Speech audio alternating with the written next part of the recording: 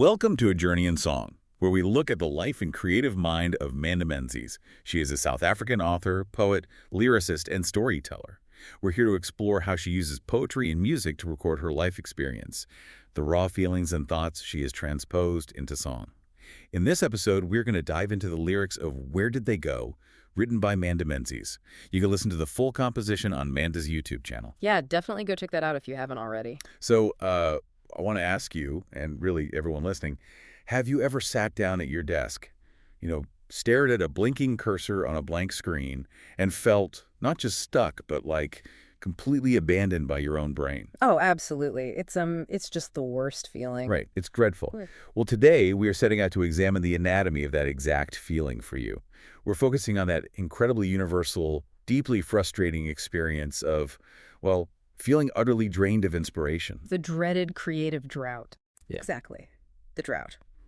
But we are looking at it through a very specific lens today in this deep dive. Because Manda Menzies isn't just using this song to, complain about writer's block. No, she's doing something much deeper than that. Yeah, she is actively using the narrative structure of these lyrics to process the grief, the profound loneliness, and honestly, the acute anxiety that comes with losing her words. Right. She's taking these incredibly raw, painful feelings and transposing them into objective lyrical art to achieve psychological balance. And that is such a fascinating concept to unpack. It really is. I mean, that's the core concept we are diving into today, emotional regulation through narrative. It is a brilliant, highly effective psychological tool. Yeah, how does that actually work in practice? Well, by choosing to write a song entirely about her inability to write a song, Manda is fundamentally reclaiming her agency. Like, she refuses to just sit there as a passive victim to the blank page. Oh, wow, yeah, she's flipping the script on the void itself. Exactly. Throughout this deep dive, we are going to trace exactly how she manages this for you. We're going to break down how a painful, emotional episode, that sheer panic of a creative void, is successfully closed and resolved through the pure act of creative transposition. I love that. And to really understand how that regulation works, we have to establish what it actually feels like when the block hits. Right, because it's never just a calm, neutral emptiness. No, not at all. When you lose your inspiration, it rarely feels like a gentle, natural fading away. It usually hits you with this immediate, heavy wave of anxiety and like a profound sense of isolation. Yeah, it's a physical sensation of panic, and that panic sets the baseline emotional state that Manda needs to regulate. And her lyrics start right in the thick of that panic. Mm-hmm. Let me read the first stanza. She writes, "Where do my words go when they are not in my head? Where do they lurk, hiding their bright shine from me while I pine for their company?" Okay, so the first and arguably most important choice she makes here is to personify the words. Right, they aren't just like a biological function. Exactly. Notice how she doesn't treat the loss of inspiration as a failing on her part. She doesn't frame it as a misfiring of neurons or a lack of focus or just some abstract internal failure. Yeah, the words aren't simply missing from some dictionary in her brain. No, she says they are lurking. They are actively, consciously hiding their bright shine. Lurking. That is such an intentional, almost sinister word choice, isn't it? It really is. It implies they are right around the corner, just out of sight, purposefully staying hidden from her, like it's not an accident. Yes, and by making that specific linguistic choice, she entirely transforms an abstract internal failure, which, let's be honest, is a highly overwhelming way to experience any kind of block into an external relationship dynamic. Well, that's a huge shift. It is. The crisis is no longer, I am failing as a writer. The crisis becomes, my words are hiding from me. Psychologically speaking, this is the vital first step of narrative therapy and emotional regulation. You have to separate yourself from the problem. Right. You have to externalize the problem so that it can be examined objectively. But how does that actually change what's happening in her head, though? Because whether the words are broken inside her or hiding outside of her, at the end of the day, the reality is the same. She still can't write. Well, it changes the way her brain processes the threat. When we view a failure as an internal defect, when the thought is, there is something fundamentally wrong with me, We trigger a primal fight-or-flight stress response. So the body basically panics. Exactly. The amygdala takes over, and the anxiety becomes paralyzing because, well, you can't run away from yourself. Right. You're trapped. But when you externalize the problem, when you say the words are acting on their own accord, you shift the cognitive load. You move the brain from panic to problem solving. Well, that makes perfect sense. You allow the prefrontal cortex to re-engage, which lowers cortisol and regulates that initial wave of panic. Yes. It's the difference between feeling like a broken machine versus feeling like someone else took the manual. That is such a great way to put it. To make this tangible for you listening, think about a really close friend who suddenly, without any warning, just starts ghosting you. Oh, that is the worst. Right. You reach out, you text, you call, and you get absolutely nothing but silence. It's not just that your inbox is empty, it feels like an active, targeted deprivation. Yeah, you feel the heavy, confusing weight of their absence. Exactly. You check your phone obsessively, wondering what you did wrong. That is exactly the emotional frequency this stanza is operating on. It's not a blank page. It's a page that is willfully withholding something precious from you. And she leans heavily into that interpersonal dynamic with her word choices, too. Like, she explicitly says she is pining for them. Which is such a deeply vulnerable, highly romantic word. It really is. You don't usually hear someone say they're pining for a verb or like a sentence structure. You pine for a soulmate. You pine for a lost love. Yes, and by using that specific word to describe her creative process, she instantly elevates the stakes of this drought. Precisely. By doing that, the grief is established as real and valid. It's an emotional severing. But here is where the psychological pivot happens. Because if she just stayed in that state of pining, the song would merely be a lament. Right, it would just be a sad song about being stuck. Exactly. It wouldn't achieve that psychological balance we talked about. Once that baseline of isolation is set, the human mind inevitably demands an explanation for the pain. It can't just sit there. No, it cannot sit in a state of confused panic indefinitely. The brain naturally attempts to rationalize the situation to soothe its own anxiety. Which brings us directly into the next phase of her narrative. The shock of the ghosting starts to wear off, and she begins to negotiate with her own creative process. Yeah, let's look at how she articulates this. Okay, the lyrics shift to, I wish I knew, but maybe if I did, they would go away and never come back. Perhaps it's better this way to not know, but to dream up dreams of where and when and how. It's quite a shift in tone. Now I have to stop here and push back a little bit on what we're seeing. Okay, let's hear it. Because when you read those lines, perhaps it's better this way to not know. Isn't this just a classic, almost transparent psychological coping mechanism? I see where you're going with this. I mean, is Manda really believing it's better not to know, or is she just sour-graping her own writer's block? To me, it feels a bit like the classic, well, I didn't want to know the secret anyway, routine. Right, the old defense mechanism. Yeah. It's what we do when we fail at something and want to protect our ego. Yeah. We tell ourselves we didn't really want it in the first place. I completely understand why you see it that way, and honestly, your skepticism is valid. Yeah. Yes, it absolutely is a coping mechanism. Uh-huh. But, and this is a big but, we have to be careful not to dismiss coping mechanisms as mere self-delusion. In this case, it is a highly effective, deeply conscious reframing of the situation. Okay, how so? Manda isn't just protecting her ego here. She is using this moment of negotiation to recognize a profound, unshakable truth about art and creativity itself. And what truth is she uncovering by pretending it's better not to know where her words went? The fundamental necessity of the mystery. Oh, the mystery. Yes. Think about a brilliant magic trick. When you are sitting in the audience watching an illusionist, you are completely captivated. The experience is magical, right? Right, you're totally bought in. But the moment you are taken backstage and shown exactly how the rabbit gets in the hat, the mirrors, the hidden compartments, the trap doors, the wonder evaporates entirely. Oh, wow.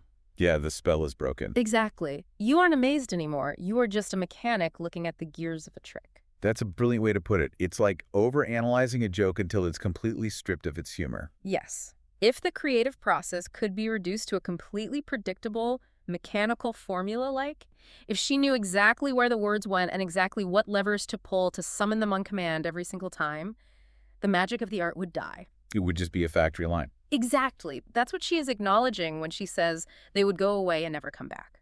If art is just data entry, if it's just an equation you solve on a schedule, it ceases to be art. It loses the very bright shine she was pining for in the first stanza. Precisely. She regulates her fear of the block by actively embracing the mystery of it. So she's realizing that the unpredictability isn't a glitch in her system, it actually is the system. It is the requirement for the art to exist at all. The anxiety of not knowing, which is usually the very thing that paralyzes us in life, is transposed here into something active and comforting. She takes the void and uses it. Yes, she decides to use the void. It becomes the process of dreaming up dreams about her word's whereabouts. She turns the empty space into a playground for her imagination. That is such an incredible psychological flip. It's so powerful. She takes the exact thing that is causing her immense pain, the terrifying unknown of her own mind, and decides to use it as a creative prompt. She's essentially saying, okay, I have no idea where my words are, so I'm going to write a story in my head about where they might be. Right. She is literally creating art while documenting her inability to create art. It's just beautifully meta. And that is the ultimate reclamation of agency we were talking about earlier. She has negotiated with her panic and found a way to make the anxiety work for her rather than against her. She's back in the driver's seat. Exactly. She has reframed the absence from a hostile deprivation into a necessary mystery. And this vital acceptance of the unknown naturally paves the way for the final stage of her journey. Because you can't reach resolution without acceptance. Right. You cannot reach a state of emotional resolution without first accepting the things you cannot control. Which leads us directly to the surrender. Building off that reframing, she arrives at the end of her emotional episode. And it's a beautiful ending. It really is. The lyrics close out with this final thought. Soon they will be back, and we will be back on track writing poems and stories and song, but for now I think silence should just carry me along. That last line always gets me. Me too. And I want to spend some time on this idea of surrendering to the silence. Because while it sounds incredibly beautiful and poetic in a song, practically speaking, it is a very tough pill to swallow. Oh, absolutely. Real life doesn't always allow for that. Right. If you are a professional writer or designer or really anyone facing a strict deadline in the real world, how do you afford to just let silence carry you? Isn't surrender just a polite artistic word for giving up when things get hard? That is the exact tension our modern culture creates. We are heavily conditioned to equate surrender with defeat and to view any lack of immediate, tangible output as a moral failure. Like if you're not grinding, you're failing. Yes. But in the context of psychological regulation and the natural creative cycle, surrender is not giving up. It is an active, necessary phase. How so? Think of it in terms of agriculture. If a farmer constantly plants crops in the exact same field year after year without a break, the soil becomes completely depleted of nutrients. It just turns to dust. Exactly.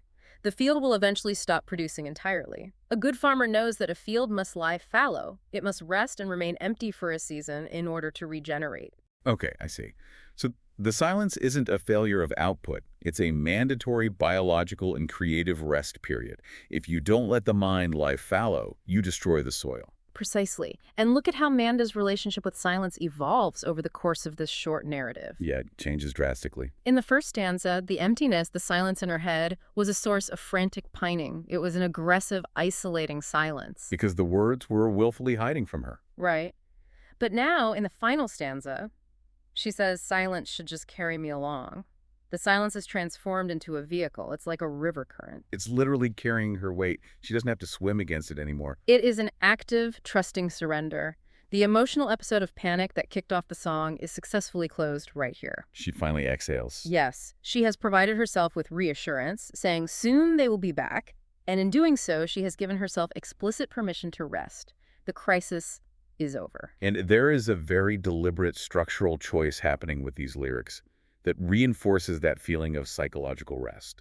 The repetition, right? Yeah. For you listening to the composition, you'll notice how Manda structures the ending. This final thought about silence, along with the previous idea of dreaming up dreams, actually repeats 3 times at the very end of the song, slowly fading out. It loops beautifully. It does. It goes, I wish I knew. Perhaps it's better this way. Soon they will be back. Silence should just carry me along. Over and over again. And that repetition is the architectural anchor of the emotional regulation. It really is. It mimics a self-soothing mantra.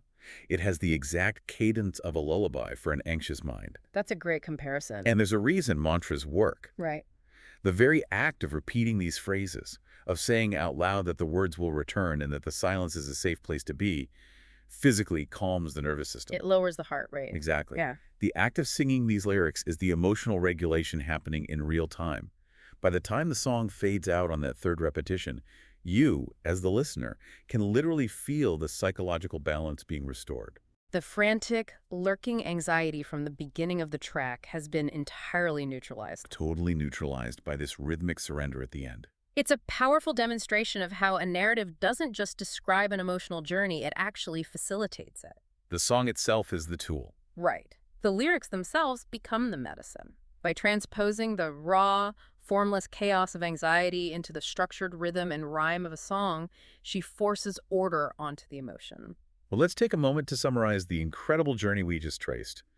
We set out to explore the anatomy of a feeling, and Manda Menzies absolutely delivered a masterclass for us. She really did. We watched how she took you from the anxious, lonely void of a creative drought feeling, literally ghosted by your own mind, and plunged into a state of primal panic. And then the pivot. Yes, then she walked us through an intense period of negotiation and reframing, where she moved the problem to her prefrontal cortex and embraced the fundamental necessity of mystery. Which is such a crucial step. And finally, she brought you into a peaceful, floating surrender, recognizing that the field must lie fallow. It truly is a remarkable blueprint for using narrative to process, navigate, and ultimately close a difficult emotional episode. It is a stunning piece of emotional architecture. Huh. And as we wrap up this deep dive, I want to leave you with something to ponder on your own, something that extends far beyond the realm of songwriting or the arts. Let's hear it. As we discussed earlier, we live in a culture that relentlessly views silence or a lack of immediate productivity as a failure. We are conditioned to see an empty space in our lives as a terrifying void that needs to be urgently, frantically filled. We're terrified of doing nothing. Exactly. But looking closely at Manna's journey through these lyrics, what if we completely reframed our own periods of emptiness? Oh, that's interesting. Yeah. Whether you are experiencing a block in your career trajectory, a sudden lull in your personal hobbies, or even a quiet, distant period in your relationships, what if, instead of fighting that block with panic and self-criticism, you recognized it as a necessary fallow period? A time to just let the soil regenerate. Right. What if you allowed the silence to just carry you along for a while? What a beautiful thought to end on. You don't always have to force the words. Sometimes the silence is exactly the vehicle you need to eventually get back on track. Could not have said it better myself. Thank you so much for joining us on this exploration of Manda Menzies' life, her creative mind, and her deeply vulnerable lyrics. It's been an absolute privilege to unpack this with you. Until next time, let the silence carry you.